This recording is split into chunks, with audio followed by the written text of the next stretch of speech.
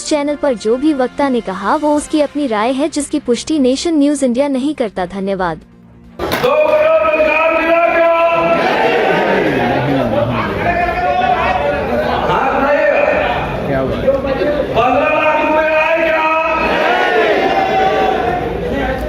मोदी जी पिछड़ा है ना, ओबीसी पिछड़े वर्ग के लिए कोई कमीशन बनाया क्या? पिछड़े वर्ग के लिए प्रमोशन में आरक्षण किया क्या? पेट्रोल सस्ता हुआ क्या? आपको रोजगार मिले क्या? बच्चों को शिक्षा मिला क्या? सब नहीं। काला धन वापस आया क्या?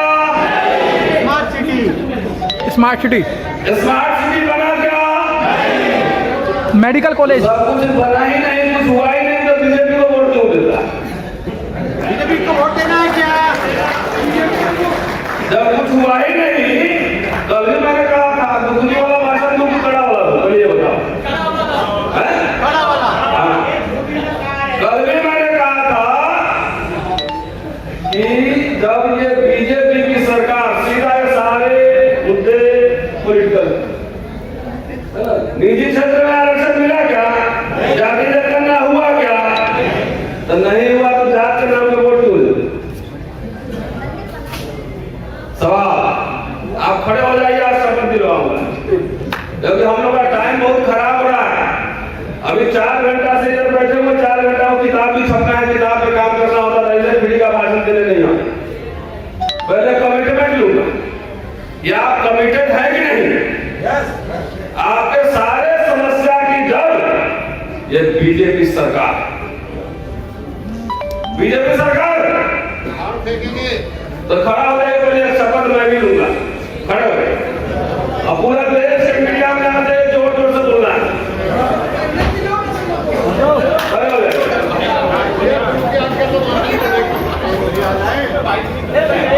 जो बोलूंगा वही बोलिएगा, जोर जोर से। जरा विजुअल मिलेगा ना पीछे। कहाँ से आ गया? अभी आपके बच्चों को निकालना है, तो से नौकरी जा रहा और अभी भी कंफ्यूजन है। अब बोलिए, पीछे से मेरे घर का, मेरे जात का, मेरा रिश्तेदार, कोई भी अगर बीजेपी के साथ चुनाव लड़ेगा, बीजेपी का उम्मीदवार बनेगा, उसको हम लोग हरवाएंगे, उसको वोट नहीं देंगे, उसके खिलाफ प्रचार करेंगे। मेरा भाई भी अगर बीजेपी से चुनाव लड़ेगा, उसके खिलाफ प्रचार करेंगे, उसको हरवाएंगे। बोलिए कि मैं सत्य और निष्ठा के साथ शपथ लेता हूँ। हजारों लोगों ने शपथ लिया है, बीजेपी को हरवाएंगे। अब आपके जात का, घर का कोई भी आदमी अगर बीजेपी से उम्मीदवारी करता है, उस दिन टेस्ट करूंगा कि जात के नाम पर वोट दिए या विचारधारा के नाम पर वोट दिए। टेस्टिंग होगा, शपथ दिलवाना जरूरी। अब आज के बाद जिसकी सभा में जाऊंगा, पहले शपथ दिलवाऊंगा कि पहले शपथ लो। हम लोग गला फाड़ फाड़ के बोले जा रहे, गला फाड़ फाड़ के बोले जा रहे, नौकरी नाव पर, धन नाव पर बोले जा रहे। अब पता लगा कि एक नेता चला गया बीजेपी के साथ, एनडीए के साथ, तो उसका जात आदमी भी जाकर उसी में चला जा रहा है। तो हम लोग पागल है क्या? जेब से नोट भी करते हो, तो शपथ लीजिए। और वो स्ट्रक्चर जो है वो खाली नेता पर नहीं है, अल्टू पलटू नेता पर नहीं है, वो आप पर भी है। ये समाज का ऐसा आदमी है जिसके दिमाग में भूसा गोबर भरा हुआ है, एक नेता को खरीद लो तो समाज का ज्यादातर लोग बिक जाता है। इसलिए बात कहना जरूरी है दोस्तों। बहुत तरह तरह की अच्छी बात से लिखा हुआ है, क्रिकेट और तमाम ये सब कुछ लिखा हुआ है। एक बात याद रखना, इस देश में लड़ाई अभी जो है इंडिया बनाम एनडीए, तीसरा मोर्चा की संभावना नहीं। खराब लगे खराब लगे कोई बात नहीं, लेकिन वस्तु स्थिति यही है। हम ये नहीं कर रहे कि इंडिया आएगी तो की नदी बहेगी, ये नहीं है। लेकिन वहां पर कोई संभावना है जरूर कि हम अपना एजेंडा सेटिंग कर लेंगे। बहुत जल्दी एक प्रेस वार्ता करके हम दलित इमांसिपेशन मैनिफेस्टो जारी करने वाले हैं। दलित कह रहा हूं, ट्राइबल समुदाय के लोग हैं वो अपना मैनिफेस्टो लेकर आए, पिछड़े समुदाय के लोग वो भी अपना मैनिफेस्टो लेकर आए, अपना लाओ मैनिफेस्टो। बहुत लंबा नहीं, हमारे लोग बहुत करो, एक समय में 3 पेज का जो है मेमोरेंडम बना देता है, 1000 डिमांड रख देता है। तो 1000 डिमांड रखोगे तो समझो आप सीरियस नहीं हो, एक भी डिमांड को लेकर आप सीरियस नहीं हो। हमने बनाया है 6 पॉइंट, मैं और हमारे मित्र हैं चंद्रवान, ये 6 ही पॉइंट। इसलिए जैसे उदाहरण दे रहा कि दलितों के पास कुछ नहीं था, लेकिन फ्री में एजुकेशन जब मिला, एक ही मुद्दा था ना एजुकेशन, तो एजुकेशन जब मिला तो उसे इंजीनियर, डॉक्टर, वकील सब बन गया, आर्थिक स्थिति ठीक हो। तो इसीलिए मैनिफेस्टो जारी करना है, क्योंकि हमारे नेताओं के पास, पूरे समाज के पास ही कोई डिमांड नहीं है। समाज अपने डिमांड के लिए आंदोलन नहीं कर रहा है, नेता क्यों करे? तो हम लोगों ने तय किया है कि हम मैनिफेस्टो जारी करेंगे, दलित इमांसिपेशन मैनिफेस्टो। दोस्तों, अगर मैं इंडिया की बात करता हूं, मेरे कुछ पार्टी विशेष से जो है कार्यकर्ता जो है ना, हम लोग को गाली देते हैं, दलित सब उसकी मदी मारी गई, उसको समझ में नहीं आ रहा कि बीजेपी सत्ता में आएगी तो उससे नेता कभी एमपी भी नहीं बनेगा, प्रधानमंत्री बनने की बात छोड़। तो हमें कहते हैं कि कांग्रेस का दलाल है, तो कांग्रेस से ये ले लिया। अरे भाई, हम कांग्रेस से टिकट नहीं मांगे, हम बीसी बनने के दावेदारी है जी। भाई उसी को गाली दे रहे हो, उसी को गाली दे रहे हो। एक बात इसलिए कह रहा हूं कि इधर उधर कहीं वोट दोगे तो इसका मतलब है आप बीजेपी को वोट दे रहे हो, इधर उधर वोट दिए इसका मतलब बीजेपी को जा रहा हो। तो कौन पी टीम है वो समझो सीधा, और दिन भर कांग्रेस को गाली की जरूरत कर लो कि हमें प्रधानमंत्री का उम्मीदवार बनवाओ, अब उसी को कह रहे हो। अरे 50-60 एमपी जीत के लाभ तब बार्गेनिंग कर लेना कि पीएम बनोगे कि क्या बनोगे। और हम तो बीजेपी आरएसएस के खिलाफ चुनौती मैदान में है। जो आरएसएस के समर्थन से और बीजेपी के समर्थन से जो सरकार बना चुका हो, अगर वो दलित मुक्ति की बात करे तो समझना कहीं ना कहीं प्रॉब्लम है। सावधान सावधान। चूंकि इन लोगों ने मैनिफेस्टो जारी नहीं किया, एजेंडा नहीं सेटिंग किया, हमारे जैसे लोगों को आगे आगे करना पड़ रहा है। आपसे न वोट मांगने जा रहा हूं अपने लिए, न टिकट मांगने जा रहा हूं, न चंदा मांगने जा रहा हूं। भानु प्रताप जी ने जो कहा वो ईवीएम आधुनिक मनुस्मृति है, और ऐसा मनुस्मृति है ये मत समझिए कि खाली शूद्र अतिशूद्र को चापेगा। ये ऐसा मनुस्मृति है कि 3% लोगों को छोड़कर, मोदी और शाह के जो समर्थन में नहीं है उनको छोड़कर, पंडित जी को तो उसको भी चापेगा, कायकों के उसको भी चापेगा, भूमियार वालों उनको भी चापेगा, छोड़ेगा किसी को नहीं। तो इसलिए इसको मनुस्मृति है, जो उसे डिसाइड करेगा किसी को नहीं छोड़ेगा। तो साथियों, ये कल भी मैंने कहा था कि पॉलिटिकल इशू है, अपना वोट बर्बाद मत करना, वोट जात के नाम पर इमोशन से वोट मत देना। मुझे पता है कि जब युद्ध होता है तो कोई बड़ा शत्रु अगर सामने खड़ा है तो उसको हराने के लिए छोटे शत्रु से हाथ मिलाते, समझौता करते। इतनी सी बात नहीं समझ आ रही क्या? इस देश का अभी बोल के क्या लक्ष्मण कहां चला गया? 85% कहां दिख रहा है भाई? जात की पार्टी बनाए हो, 2 आदमी मिलकर 3 पार्टी बनाना है, एक अकेले और दोनों मिलकर। हमारे देखो कांशीराम जी ने बांध से बनाया था, क्या हाल हो गया बांध का? दलित पैंथर का क्या हाल हो गया? इसलिए कल मैंने कहा था कि समाजवादियों और अम्बेडकरवादियों के कंधे पर चढ़ के हिंदू राष्ट्र आएगा। जितने समाजवादी थे या तो एनडी के पार्ट हुए या बीजेपी में मिल गए। जॉर्ज फर्नांडिस, रामविलास पासवान, शरद यादव, सब लोग लंबे समय तक नहीं, उन्हीं के कंधे पर चढ़ के आया। उत्तर प्रदेश में बीजेपी के समर्थन में सरकार बनी, 58 दलित पैंतर वो बीजेपी में है, और सड़क पर कौन लड़ रहा है? इन नेताओं को जो आपके वोट से सीएम और पीएम बनने का ख्वाब देख रहा है, वो सड़क पर नहीं है, और हम लोग क्लास लेने के बाद, नौकरी करने के बाद, लिखने पढ़ने के बाद सड़क पर आपके बीच। क्यों क्यों?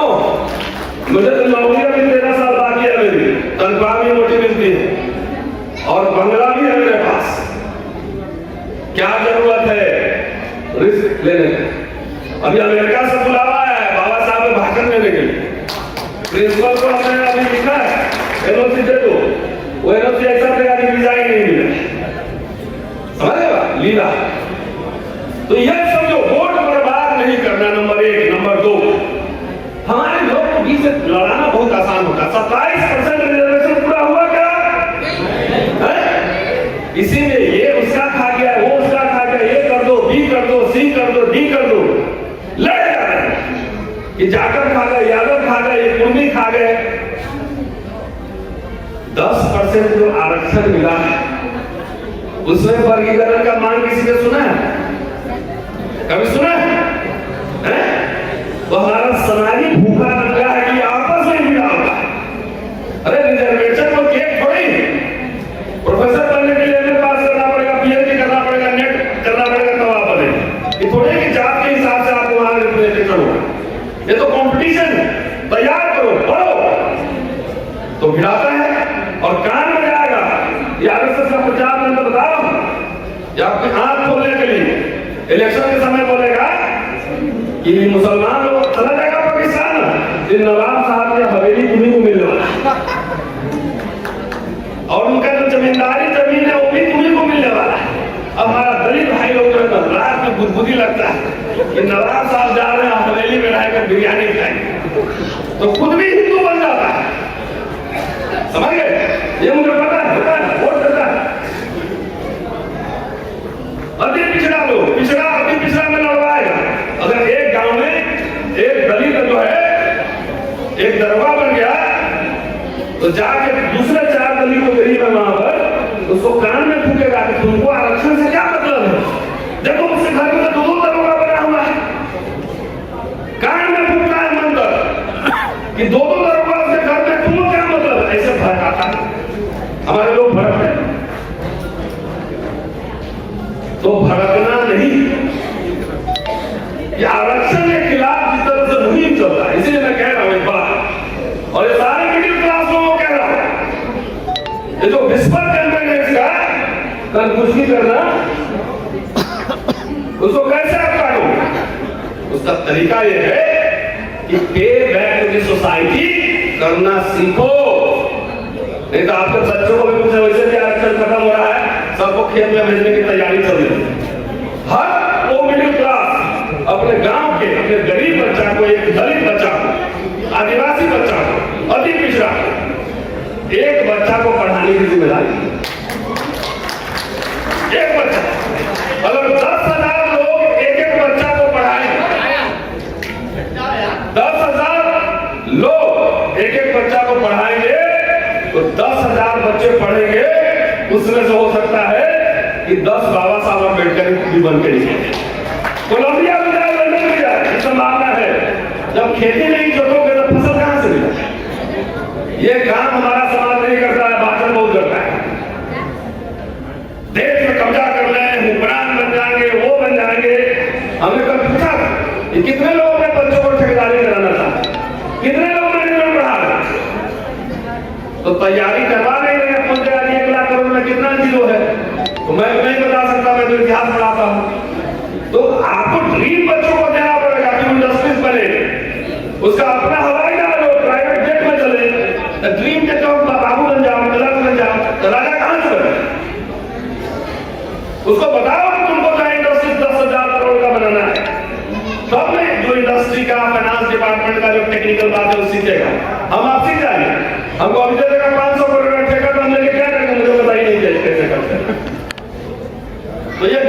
तरीका से कह रहा हूं कि इसका जो बीजेपी आरएसएस का कैंपेन चलता है भाई से भाई को लड़ाने का, उसका काम यही है कि जो साथी भी सुन रहे हैं सब एक बच्चा को अंग्रेजी मीडियम में पढ़ाने का जिम्मेदारी लो। 2 से 3 हजार रुपया खर्चा महीना का होगा, इससे कोई उतना बचा के तुम लाल किला नहीं बनाओगे लाल किला।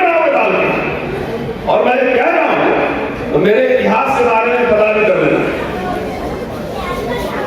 एक ओबीसी बच्चा लंदन पढ़ाया गया, 25 लाख रुपए दिए गए उसको। एक बच्चा जर्मनी में पढ़ा, एक बच्ची अभी कलकत्ता में पढ़ रही है, तीनों मिला के 45 लाख रुपए खर्च दिया गया पढ़ाने का कुल। अब पूछेगा पैसा कहां से लाए, ईडी वाला पकड़ेगा। हमने आप ही लोग से मांगे और सीधे उसके अकाउंट में घुसवा दिए। याद है ना, जिन लोगों ने दिया होगा सीधे उनका अकाउंट में डालो इसे। अब ये काम ऐसा नहीं है कि आप लोगों ने चंदा नहीं दिया, लेकिन बहुत लोग जो चंदा दिया उसका चंदा माटी हो गया। वो खाली 2-2 घंटा का भाषण मिला, भाषण ही शासन है। इसमें हमारे लोग बहुत एक्सपर्ट है, 3-3 घंटा भाषण मिला लो, लेकिन university, school, college, English education ये क्या मायने में इसमें चर्चा नहीं है। अभी भाई साहब इंजीनियर साहब बैठे वहां, अमेरिका में इंजीनियर थे इधर, सवर्ण समुदाय के हैं, बिहार से आए हैं, कब शामिल हो रहे ईवीएम के आंदोलन में। तो मिला जुला के जो कहना है, जो शत्रु हमारा सामने है उससे तो जंग जारी रहे, लेकिन हम लोग भी अपनी सामाजिक जिम्मेदारी को निभाएं। सरस्वती शिशु मंदिर में आरएसएस अपना नेता पैदा करता है। हमारा नेता जो है सोचता है कि खाली कैडर बैंक में पैदा हो जाएगा, रिटायरमेंट के बाद आता है नेता बनने। जब ऊर्जा नहीं रहेगी, पढ़े लिखे लोग, आपका अंग्रेजी बोलने वाले लोग संसद में, विधानसभा में नहीं जाएंगे तो बहस क्या करेंगे, फेंका। 10,000 लोग ऐसे पैदा करो, क्यों लक्ष्मण भारत बोलेगा, रतनलाल बोलेगा। हर यूनिवर्सिटी से, हर शहर से, गली गली, गांव गांव से ऐसे बहादुर लोग पैदा करिए, तब जाके आपकी मुक्ति होगी। जो इतिहास के छात्र होने के नाते मैं दावे के साथ कह रहा हूं, इतिहास पढ़ता हूं ना, जितना पीछे देखता हूं ना उतना ही आगे भी देखता हूं, आगे क्या होने वाला। तो कम से कम आपकी गुलामी निश्चित है।